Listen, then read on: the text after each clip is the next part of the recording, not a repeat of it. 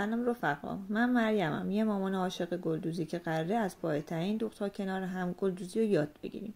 اینجا قراره گلدوزی رو بدون استرس، بدون هزینه، فقط و فقط با عشق یاد بگیریم. اگه اولین بار سوزن دستت میگیری، بدون که جای درستی اومدی. جلسه اول آموزش وسایل گلدوزی هستش که باید تهیه کنی. کارگاه‌های گلدوزی مدل‌های مختلفی دارن، از جمله کارگاه ژله‌ای، کارگاه پلاستیکی و کارگاه چوبی و بامبو که اینا رو میتونین از خرازیات تهیهشون کنین. و اینکه خودکار حرارتی مدل‌های مختلفی داره. مغزی‌ها توی رنگ‌های مختلفی هستن، قیمتشون توی خرازی‌ها پایین‌تر، راحت‌تر میتونین اونا رو تهیه کنین. خودکارهای دیگه هم هستن که سریای ضخیم‌تری دارن. برای طراحی‌های معمولیتون میتونین از این خودکارها استفاده کنین. و اینکه بعضی خودکارها هم هستن که سریای ظریف‌تری دارن. این خودکارها بهتره که برای کارهایی که جزئیات بیشتری دارن استفاده کنین. خب براتون کارتون رو راحت‌تر میکنه. و اینکه خودکار سفید بیشتر روی پارچه‌هایی که تیره هستن استفاده میشن. قیچی‌های گلدوزی که بهتره که قیچی کاغذ و قیچی گلدوزیتون رو از هم جدا کنین. و قیچی‌های گلدوزی مدل‌های مختلف، طرح‌های مختلفی دارن توی بازار که میتونین از خرازیات تهیه‌شون کنین. و نخا مدل‌های مختلفی توی بازار دارن. آریو و پنگوئن یه مارک هستن که از تولید چین هستن. و اینکه شما این نخا رو میتونین اینجوری به صورت کلافی از بازار تهیه کنین. و اینکه من همین 3 تا کلافو فعلا بیشتر نداشتم، یعنی بقیه نخام اصولا چون من بوبین پیچ میکنم همین 3 تا رو داشتم که شما حالا بعداً میتونین خودتون بوبین بخرین و اینها رو بوبین پیچشون کنین. و اینکه نخای دمسه توی بازار بیشترین قیمت رو دارن و اینکه تولید فرانسه هستن که شما وقتی این نخها رو تهیه کنین احساس میکنین یه مقدار این نخها از نخهای دیگه ضخیم‌تر هستن یا اینکه سفت‌تر هستن. شما این نخها رو میتونین تهیه کنین که طرح‌های مختلفی دارن. و نخ زریدار دوخت باهاش خیلی سخته و اینکه ولی به کارتون جلوه بهتری میده و کارتون رو زیباتر میکنه. نخهای دیگه هم هستن. نخ لمه که من اون نخ رو توی پک نخام ندارم.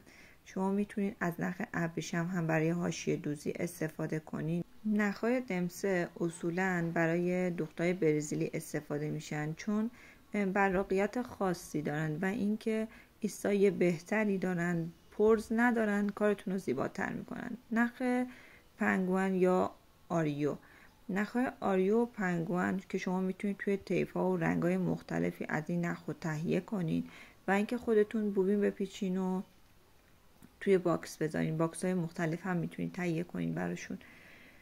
و اینکه نخها چند طرح مختلف دارن. نخهای سایه روشن که از تیره به روشن هستن و اینکه اگر دقت کنین میبینین که یه طیف رنگ جالب و جذابی دارن. نخهای مولتی کالر از چند طیف رنگ تشکیل شدن که رنگ‌های مختلفی دارن. وقتی که توی کارهای مختلف استفاده میکنین زیبایی جذابی دارن. و اینکه اگر دقت کنین میبینین که این نخ از چند طیف رنگ تشکیل شده. نخهای گلدوزی اصولاً 6 رشته هستن که شما میتونین با استفاده از این نخها وقتی که اونا رو قیچی کردین تک رشته شون کنین یا اینکه به تعداد هر رشته که دلتون خواست برای ظرافت کارتون میتونین از این نخها استفاده کنین. میتونین 1 رشته استفاده کنین، میتونین 2 رشته یا اینکه 3 رشته، فرق نمیکنه، بسته به ظرافت کارتون داره. سوزنای گلدوزی که سایزهای مختلفی دارن، مارکای مختلفی دارن. من فعلا فقط مارک دمسه رو دارم که روشون کدگذاری شده 1 تا 5 تا 10 که شما میتونید اونا رو تهیه کنید. برای دوختای ظریفترتون میتونید از این سوزن ظریفتر استفاده کنید. پارچه های گلدوزی لنین، هازان و متقال متقال توی بازار رنگ بندی نداره. شما میتونید از طریق یه سری از سایت ها سفارشی بگین براتون رنگ مشکی بزنن و شما میتونید پارچه های 24 کانت و 14 کانت رو هم توی گلدوزیاتون استفاده کنین. پارچه های لنین و هازان رنگ بندی های مختلفی دارن. توی سایزهای مختلف میتونید از طریق پیجای خرازی تهیه‌شون کنین. و اینکه پارچه های گلدوزی بهتره که کشسان نباشن، برای اینکه دوخت شما رو سخت میکنن، حالت جمع شدگی پیدا میکنه که زیبایی کارتون رو خیلی کمتر میکنه. به خاطر همین بهتره که از پارچه هازان یا لنین و اینکه متقال استفاده کنین. شما میتونین به غیر از این پارچه ها از نمد استفاده کنین. نمد هم توی بازار هست با رنگ‌های مختلف، سایزهای مختلف که شما میتونید اونا هم از پیجای خرازی تهیه‌شون کنین. و اینکه یه چیز دیگه که یادم نرفته بگم، نخ‌های گلدوزی مارک پنگوئن پک‌های مختلفی داره که این پک 60 تایی هست که اولین پکیه که من تهیه‌اش کردم. شما میتونید پک‌های 40 تایی، 80 تایی، 100 تایی و 120 تایی تهیه کنید.